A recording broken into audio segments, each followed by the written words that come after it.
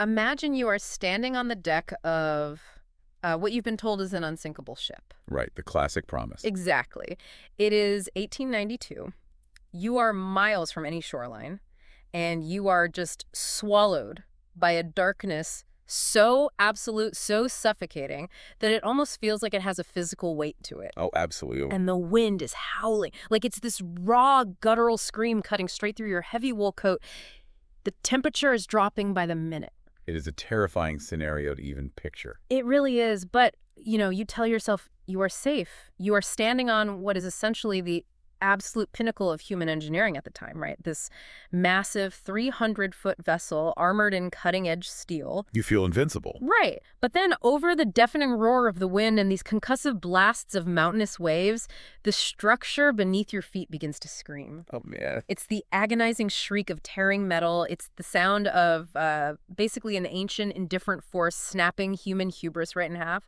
Yeah, and that sound, that screaming metal, is the realization that a 300-foot technological marvel is completely outmatched. Because when we talk about the Great Lakes, we are really using a wildly deceptive term. We really are. Like, lake makes it sound so quaint. Exactly. It paints this picture of scenic vacations, maybe some calm waters.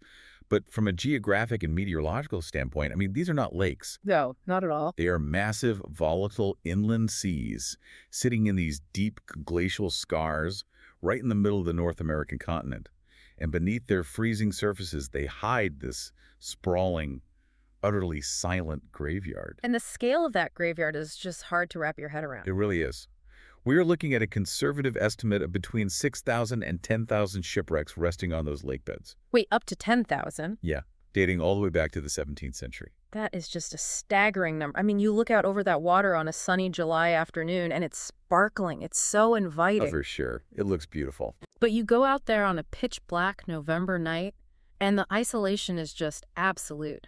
When the weather turns violent on these inland seas, the water stops being just an environment. Right, it becomes active. Yeah, it becomes a predator.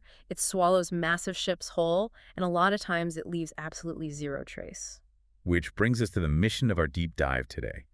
We are going to open the logs on a really chilling lineage of maritime horror. I am so ready for this. We're investigating the terrifying reality of vessels that vanished in the literal blink of an eye. We want to reconstruct that unimaginable psychological terror faced by the crews trapped out there in the dark. Because it's not just about the mechanics of the ship sinking, it's about the human experience. Exactly. And we're going to tear down that fatal illusion that human engineering can ever truly tame nature's fury. And to understand the sheer scale of that illusion, I mean, we really have to wind the clock back to August 30th, 1892. Right, a pivotal year. We are looking at a ship that was supposed to be a marvel of the modern world, a vessel that ultimately became a floating tomb. I'm talking about the Western Reserve. Yes, the Western Reserve. I mean, this ship was an absolute titan of the Gilded Age. A 300-foot steamship?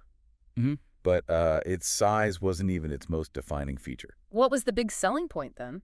Crucially, it was the very first steel-plated freighter on the Great Lakes. Okay, so a massive technological leap. Huge.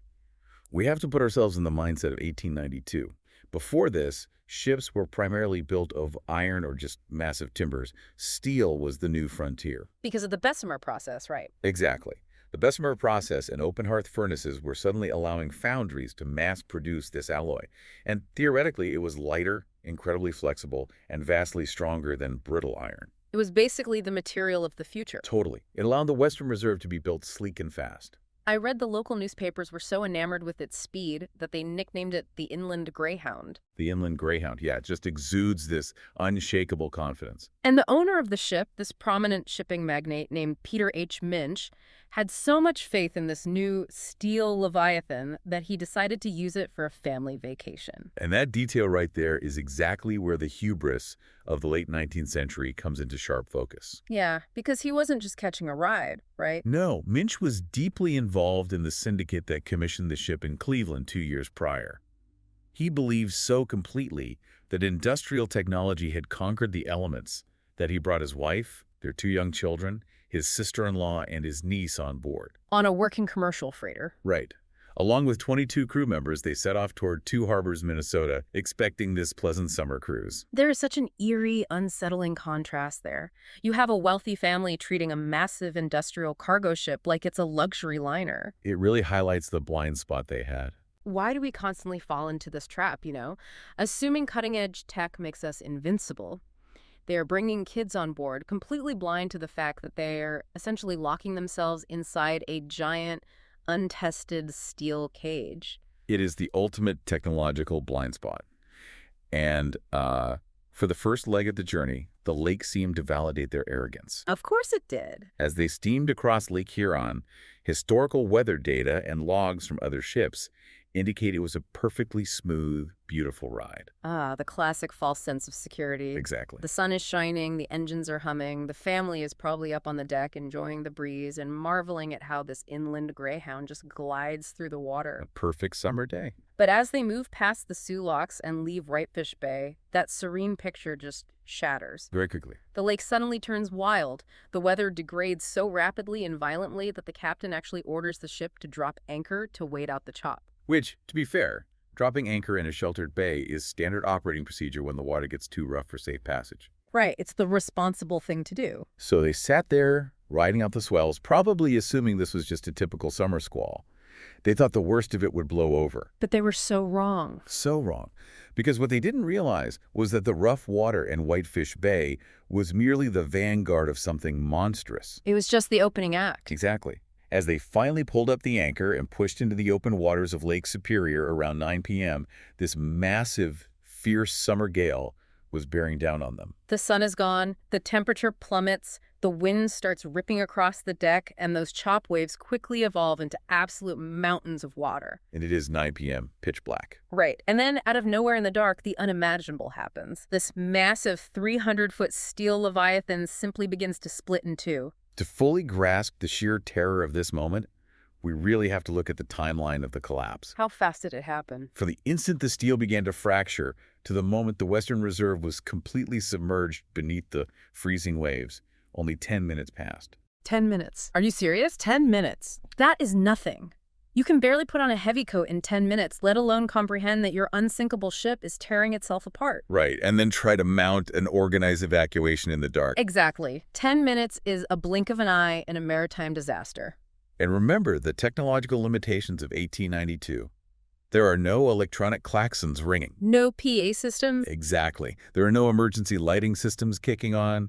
There's no intercom calmly directing passengers to lifeboats. It's just you in the storm. There's only the darkness, the howling wind, and the deafening, horrific sound of thousands of steel rivets popping like gunfire as the hull tears itself open. Put yourself in those passenger cabins with the Minch family. You were exhausted from the rough water earlier in the day. You were trying to comfort your kids, telling them the ship is the strongest thing on the water, that everything is fine. And the next second, the floor literally buckles under your bed. The steel walls groan, and then the sound of the freezing lake roaring into the lower decks hits you like a physical blow. It's pure nightmare fuel. The absolute chaos and panic of navigating those slanted, dark corridors to get up to the deck, I can't even imagine. The instinct for survival must have been overwhelming. And yet, despite the chaos, the darkness, and the rapidly sinking vessel, the crew actually manages to launch the lifeboats. Which is incredible in 10 minutes. It is. Everyone gets off the ship. But this is where the disaster pivots, right? Right. From a catastrophic mechanical failure into a cruel psychological nightmare. Yeah, this is where it gets really dark. Because they had two lifeboats. One was a traditional wooden yawl. The other was a state-of-the-art metal lifeboat. Right. Peter Minch, his family, and some of the crew scramble into the wooden boat. The remaining 10 people board the metal one. And here we see that technological hubris strike again. How so? Well, the 10 individuals who climbed into the metal lifeboat likely felt they were making the logical, safer choice. Because metal is modern. Exactly. Metal is impenetrable. Wood is archaic. But the storm was so violently turbulent and the waves were so steep that the heavy metal boat had almost zero natural buoyancy in those conditions. Oh, no. It just swamped and dropped like a stone, didn't it? Immediately. 10 people who trusted the superior modern lifeboat were dragged straight to the bottom of Lake Superior. Just instantly gone. There was no time to pull them out. The buoyancy just wasn't there. Imagine clinging to the sides of that tiny wooden shell, pitching violently in the dark. You look over, and the other boat, carrying 10 human beings, 10 of your crewmates, just vanishes into the freezing black water. In a matter of seconds. The psychological devastation of watching that happen, knowing you are entirely helpless, is paralyzing. And behind you, the 300-foot steel ship you were sleeping on just minutes prior is plummeting to the lake bed alongside them. So the survivors in the wooden boat are suddenly entirely alone in an abyss. Completely alone. But surviving the initial sinking of the Western Reserve was really just the prologue, because now the people in the wooden yawl are adrift. And we enter a phase of the disaster defined by prolonged, agonizing torture. They float in this brutal storm for 10 hours. 10 agonizing hours of exposure. Let's really think about what that means for a second. You are soaking wet. Lake Superior water is notoriously dangerously cold, even in late August. Oh, it will chill you to the bone in minutes. You are surrounded by massive waves threatening to capsize you at any second. It is pitch black, the adrenaline is wearing off, and the lethal lethargy of hypothermia is beginning to set in. And it's during those 10 hours that the most emotionally devastating event of the entire ordeal occurs. This part is just harrowing. According to the eventual survivor accounts, deep in the middle of the night, a passing steamship actually came into view. You are freezing to death. You are holding your terrified children. And suddenly, through the spray and the dark, you see the glowing lights of a steamship. It is salvation. It is an absolute miracle. You gather whatever tiny reserve of strength you have left in your lungs, and you scream. You wave your arms. You frantically try to signal them. But the storm is howling. The wind is drowning out every sound. They can't hear you. And the massive swells are hiding the tiny wooden yawl in deep troughs. The passing steamship doesn't see them. The lookout doesn't hear the screams. That is brutal. The ship just keeps steaming forward, its lights slowly fading away, disappearing back into the darkness. It is the literal manifestation of screaming in a nightmare where no sound comes out. That's a perfect way to describe it. To be surrounded by your grieving family, to see your salvation glide right past you, completely blind and deaf to your existence, that level of despair is unfathomable. The emotional whiplash is just... Going from the peak of rescue hope to the absolute nadir of abandonment must have completely broken their spirits. Yet somehow, they endure the rest of the night.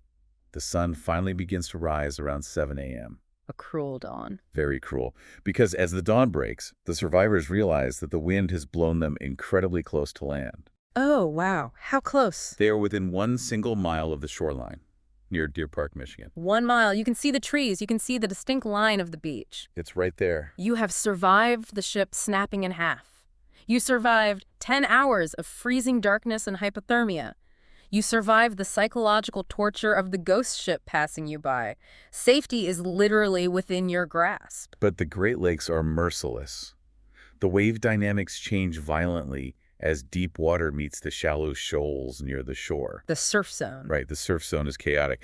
Just as they are within that final mile, a massive breaker catches the wooden yawl wrong. No. And the boat flips. Everyone is thrown into the freezing surf. Yes. The exhaustion, the numb limbs, the heavy waterlogged clothing. I mean, they simply don't stand a chance at that point. Out of the 28 people who originally boarded the Western Reserve, the wealthy Minch family, the young children, the hardened crew, only one single person survives. 1 person out of 28. A 24-year-old wheelsman named Harry Stewart. Harry Stewart's survival defies almost every physiological law of cold water immersion. It really does. He is thrust into the violent surf, and he has to swim a full mile to the beach. He washes up on the sand almost completely unconscious, but his heart is somehow still beating. It's miraculous. How does the human body even do that? How do you swim a mile in Lake Superior after 10 hours of extreme exposure? Well, Stewart later credited his survival to a very specific piece of clothing, actually. His heavy knit, close-fitting wool pea coat. Wait, a heavy coat? Wouldn't that drag you down?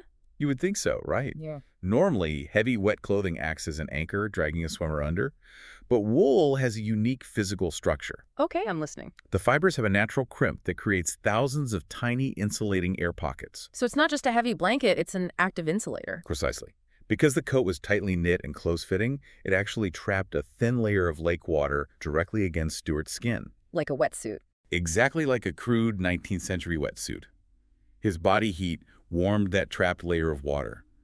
Because wool retains its insulating properties even when completely submerged, the dense fabric prevented the freezing, churning lake water from constantly flushing that warmed layer away. That is It fascinating. cooked a microscopic climate around his vital organs, preserving his core temperature just enough to keep his heart pumping while he fought through the breakers. So he is literally weighed down by this massive coat, struggling for every single breath, swimming through the exact same water that is drowning his captain, his crewmates, and the children he was hired to sail for. It's a haunting image. He drags himself onto the shore, collapses, and becomes the sole bearer of this nightmare. And for over a century, Harry Stewart's horrifying memory was all the world knew of the Western Reserve. Right, because the ship itself simply vanished into the abyss. It remained a ghost ship, right? An unsolved geological and engineering mystery resting somewhere in the absolute dark. The shipping industry largely wrote it off as a tragic anomaly. That is, until 132 years later. Let's fast forward. We are fast-forwarding to the year 2024. Because the story doesn't end in 1892. The lake finally gave up the grave. After more than a century, a team of determined explorers, Daryl and Dan Earl, finally tracked down the wreckage. How long did that take them? They spent over 2 years systematically mowing the lawn off the coast of Michigan's Upper Peninsula, searching nonstop. And they found it using side-scan sonar. I'm picturing them out there dragging cameras on cables, Yeah. but that's impossible at those depths, right? They are essentially searching blind. Completely blind. Side-scan sonar doesn't use light. It paints a picture using sound. Okay. They tow a torpedo-shaped device, called a towfish, behind their boat, deep underwater. This device emits acoustic pulses outward in a wide swath across the lake bed. So it's covering a lot of ground quickly. Yeah, the Earl's rig could sweep half a mile of the bottom on each pass. So they are throwing sound waves out into the dark. Yes. And when those sound waves hit the flat, muddy lake bed, a certain baseline echo returns. Makes sense. But when the sound waves hit a massive, unnatural object sticking up from the bottom, the sound bounces back differently. It disrupts the pattern. Crucially, the object blocks the sound waves from hitting the seabed behind it, creating an acoustic shadow. Oh, like a real shadow, but made of sound. Exactly. By measuring the length and shape of that shadow, the computer can draw a highly detailed monochromatic picture of what is down there without anyone ever needing to look through a camera lens. So they're staring at this scrolling monitor on their boat, mile after mile of flat nothingness. And then suddenly a tiny blip appears on the left side of the scan. And Daryl Earl measures the acoustic shadow and realizes this anomaly is sticking 40 feet up off the bottom. A 40-foot structure on an otherwise barren lake bed is an unmistakable signature. Oh yeah. They immediately turned the boat around, narrowed the sonar's focus, and scanned directly over the target to get a high-resolution acoustic image. And the image that slowly rendered on their screen, it is chilling. It's like looking at a ghost. They can see the massive cargo hatches. They can see the outline of the hull. But it is not a ship resting peacefully on its keel. No. The sonar reveals a violent, almost physically impossible scene.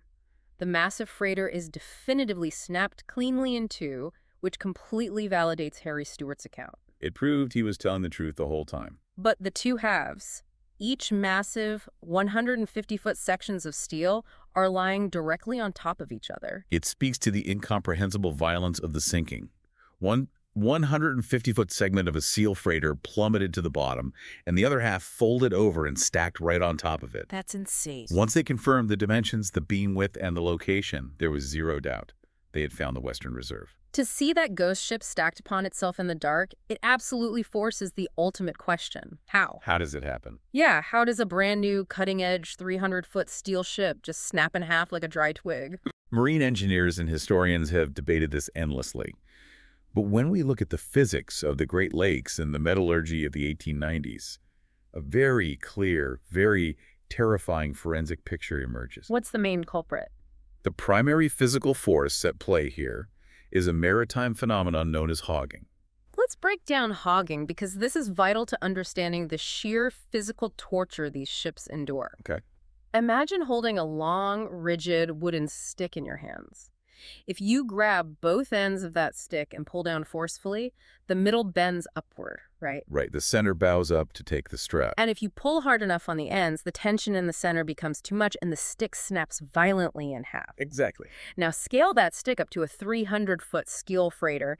Picture the Western Reserve out there in the dark, cresting an absolute mountain of a wave. Right. The dead center of the ship's hull is pushed high into the air, resting on the peak of the water. Leaving the bow and the stern, the front and back of the massive ship, hanging out over the empty deep troughs on either side of that wave. So they are just suspended. Suddenly, there is zero water displacement underneath the ends of the ship to support their weight. You have millions of pounds of steel, machinery, and cargo suspended in midair. The gravity pulling down on the unsupported bow and stern puts an unfathomable, crushing amount of pressure on the dead center of the hull. Exactly. The metal bends, taking all that stress. If the structural integrity isn't flawless, the hull buckles under its own immense weight and the ship snaps. But wait, this was a brand new ship. It was built of the latest steel. Why wasn't the structural integrity flawless? Because in 1892, latest did not mean perfected. This leads us to the metallurgical failure. Okay, the steel itself was bad. The Bessemer process revolutionized steel production, making it cheap and fast to produce. But the quality control at these early steel mills was notoriously inconsistent. Well, how are they getting wrong? A bad mill run would often contain high levels of impurities like phosphorus and sulfur. What do those impurities actually do to the steel? They drastically alter what engineers call the brittle transition temperature. Meaning it reacts to temperature changes poorly. Good steel should be ductile. It should flex and bend under pressure, even in cold environments. But cheap, impure steel becomes incredibly brittle when the temperature drops. Oh, I see where this is going. When the Western Reserve plunged into the freezing waters of Lake Superior, that impure steel didn't just get cold. Its molecular structure locked up. It lost its ability to flex. Precisely. So when the immense hydrodynamic forces of hogging hit the hull, the freezing steel didn't bend, it shattered. So the very material they believed made them invincible to nature was chemically a ticking time bomb the second it hit cold water. It was. Add to that the fact that early freighters often played fast and loose with ballast. You know, the low weight needed to keep a ship stable. They'd ride higher to carry more profitable cargo. Here's a lethal equation. Top-heavy balance, brutally cold water, chemically compromised steel, and the violent hogging forces of a November gale. The ship never stood a chance. You could look at that equation and say, okay, this was a freak accident, a tragic alignment of bad metallurgy, extreme weather, and bad luck. Which is what people wanted to believe. Right. And the shipping syndicates certainly tried to spin it that way to protect their investments. They refused to believe the steel itself was the problem. But the Great Lakes weren't done teaching this lesson. Not by a long shot. Because just 8 weeks later, the exact same nightmare happened again. It's hard to even fathom that timing. The sinking of the Western Reserve was a shock. The disappearance of the W.H. Gilcher was a confirmation that the industry had a catastrophic blind spot. Tell us about the Gilcher. The W.H. Gilcher was a steam freighter built in the exact same shipyards at the exact same time, using the exact same mill runs of early steel plate. So it's basically a clone. For all intents and purposes, it was the Western Reserve's twin sister. And the timeline is incredibly compressed here. It's October 26th, 1892. Yeah. Barely 2 months after Peter Minch and his family drowned. The W.H. Gilcher is loaded down with over 3,000 tons of coal. Captain leads H. Weeks and a crew of 18 men depart Buffalo, New York, heading toward Milwaukee. They think they are on a completely routine late summer run. And initially it was. By the afternoon of October 28th, the massive ship successfully navigated the Straits of Mackinac and pushed into northern Lake Michigan. So they're making good time. They were unscheduled to arrive in Milwaukee by the 30th. But meteorology on the lakes doesn't care about schedules. No, it really doesn't. A massive continent-spanning storm system violently slammed into Lake Michigan and Lake Huron, spanning the 28th and 29th. This wasn't just a storm. It was a weather bomb that completely paralyzed shipping across the region. Ships were scrambling for safe harbor anywhere they could find it. And as the storm finally blew out and surviving vessels limped back into port, the maritime community started taking roll call. And the W.H. Gilcher was missing. The search to piece together what happened yielded one of the most chilling eyewitness accounts in Great Lakes history. What did they see? The last confirmed sighting of the Gilcher came from a schooner captain who was desperately fighting the storm himself. Around 8 p.m. on the night of the 28th, right as the gale reached its absolute peak, This captain spotted the massive steamer about 20 miles northwest of North Manitou Island. Picture the scene from that schooner. The waves are towering over you, the wind is deafening, and through the driving rain you see the massive, dark silhouette of a 300-foot steel giant. But something is profoundly wrong. The captain reported that the Gilcher looked completely helpless in the water. He noted there was no movement on the decks. There was no smoke coming from the stacks indicating the engines were fighting the waves. Just dead. There were no distress lights. Nothing. It is a literal ghost ship, silently battling the storm. It's completely dead to the world, just rolling in the troughs. That haunting silhouette was the last time anyone saw the W.H. Gilcher intact. What did they find later? Days later, another captain stumbled upon a debris field floating near South Manitou Island. But he didn't find a hull. He found floating furniture. He found shattered pieces of the ship's internal bridge. And shortly after, 2 other steamers pulled broken sections of the Gilcher's pilot house out of the freezing water. Which is very telling. The pilot house is the absolute top of the ship. For that to be floating free, it meant the hull had utterly disintegrated beneath it. Snapped, just like its twin. And tragically, this time, there was no Harry Stewart. Out of the 19 men on board, not a single person made it to shore.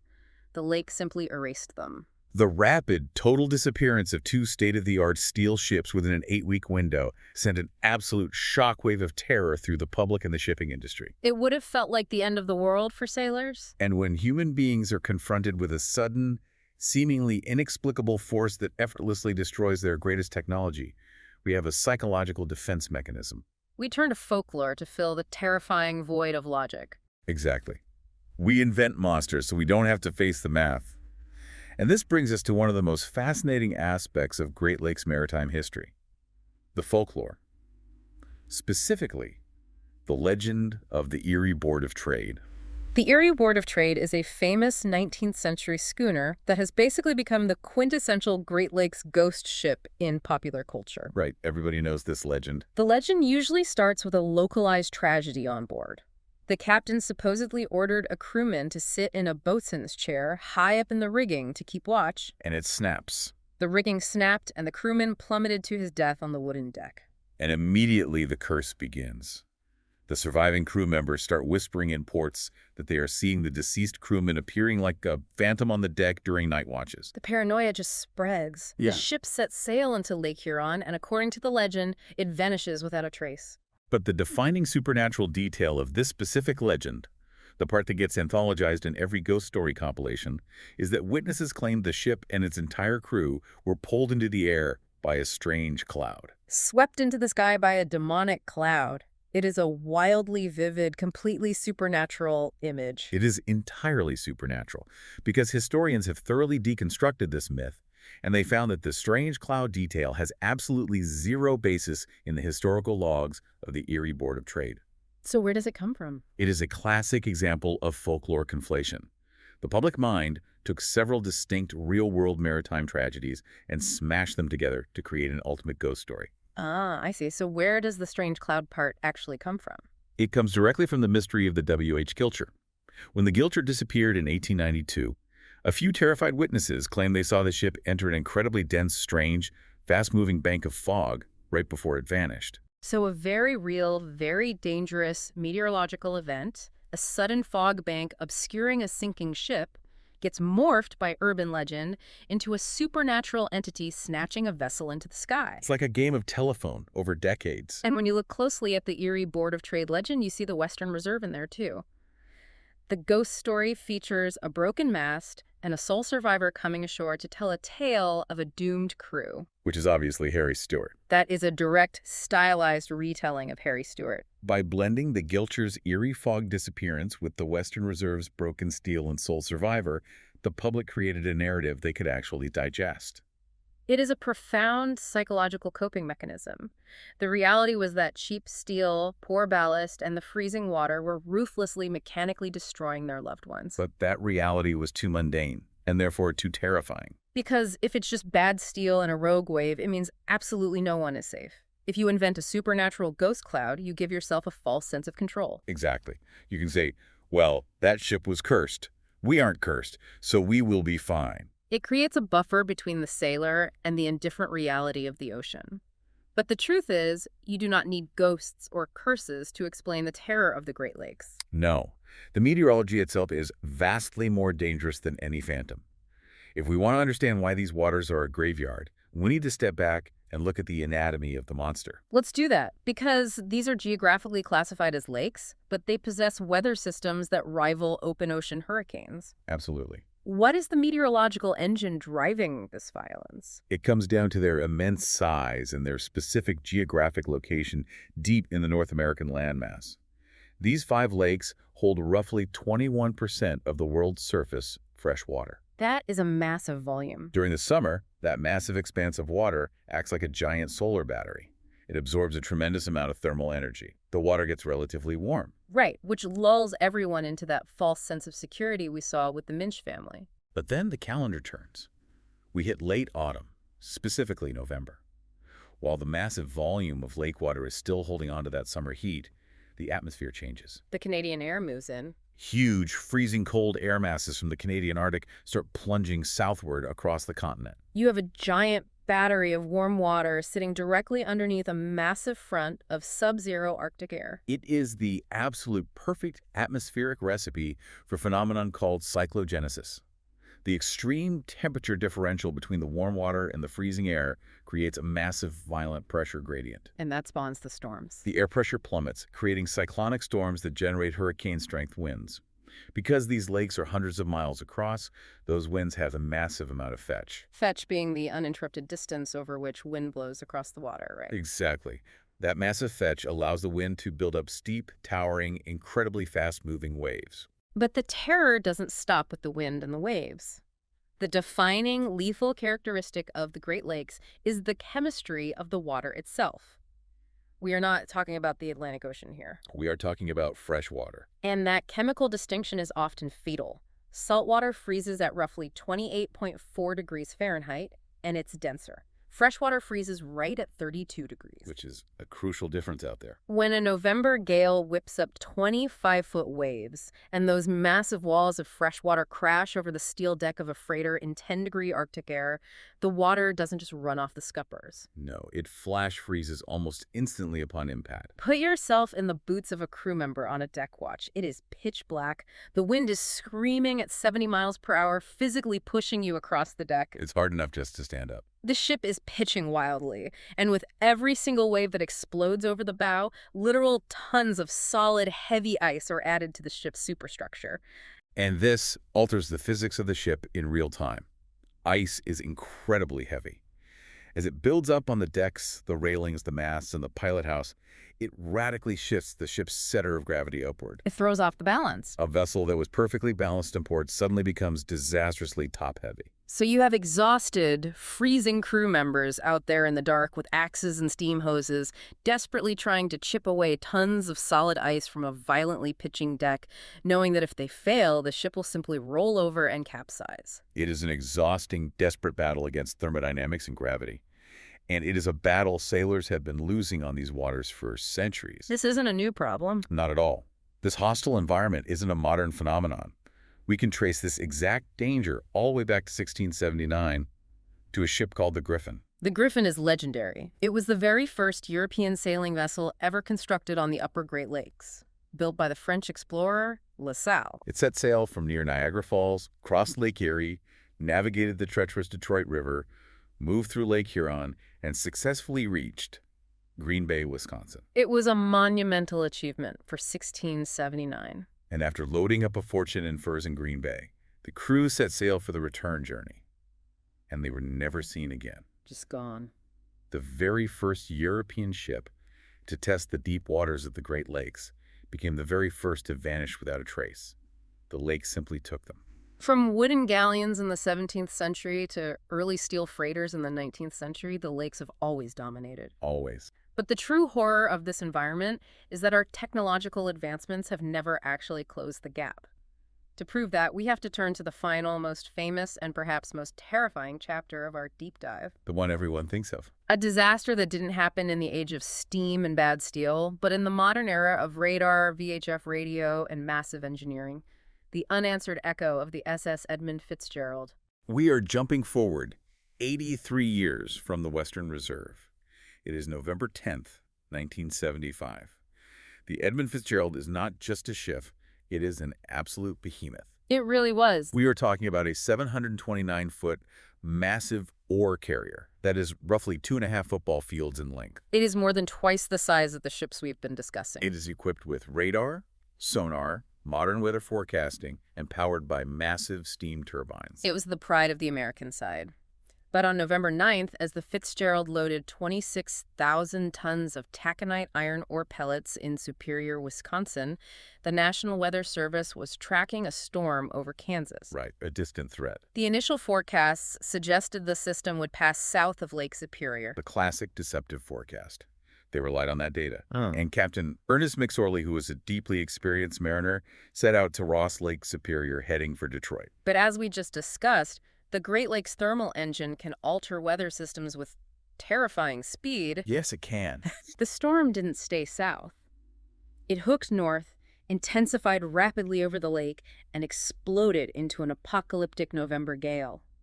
By the morning of November 10th, the Fitzgerald was caught in a meteorological nightmare. But here's the crucial detail that makes this story so uniquely agonizing. The Fitzgerald wasn't alone in the dark. Right. There was another ship. Another massive freighter, the Arthur M. Anderson, was following roughly 10 to 15 miles behind them. The captain of the Anderson, Bernie Cooper, was in constant VHF radio contact with Captain McSorley on the Fitzgerald. They were essentially buddy-boating through the gale, sharing weather observations, confirming radar fixes, and talking each other through the grueling conditions. And those conditions were worsening by the hour. By the late afternoon, the Fitzgerald reported that it had lost both of its radar antennas. Think about that. You are driving a 729-foot building through a blinding blizzard, and suddenly you are completely blind. McSorley has to ask the Anderson to track him on their radar and guide him toward the shelter of Whitefish Bay. As the evening approached, the wind shifted and intensified to a sustained 50 knots, with gusts recorded over 80 miles per hour. That is Category 1 hurricane force. The Anderson reported taking massive waves that were burying their entire decks underwater. So it's a desperate slog. The Anderson is watching the Fitzgerald's radar blip on their screen, coaching them through the dark. At 7:10 p.m., the first mate of the Anderson calls the Fitzgerald on the radio to warn them of some other vessel traffic ahead. Right. McSorley responds, and the first mate asks, "How are you making out with your problems?" And Captain McSorley replies with one of the most famous, chilling final transmissions in maritime history. We are holding our own. We're holding our own. It is 7:10 p.m. They are battered, they are blind, but they are fighting. 10 minutes pass. At 7:20 p.m., the storm blocks out the radar on the Anderson for a brief sweep. Right. When the phosphor screen clears a moment later, the Edmund Fitzgerald is gone. The massive radar return, representing a 729-foot ship, simply vanished. The crew of the Anderson desperately tried to raise the Fitzgerald on the VHF radio. "Fitzgerald, this is the Anderson. Have you got us?" Only static. Just picture the escalating dread on the bridge of the Arthur M. Anderson. You are staring at a glowing green screen. A minute ago, there was a dot of light representing 29 human souls and a mountain of steel. And now there's nothing. The radar arm sweeps in a slow, agonizing circle, and the screen is completely empty. You scream into the radio, and you get absolutely nothing back. The chilling realization that a vessel the size of a skyscraper has just been swallowed whole in a matter of seconds. The sheer speed of the disappearance is what defines the horror of the Fitzgerald.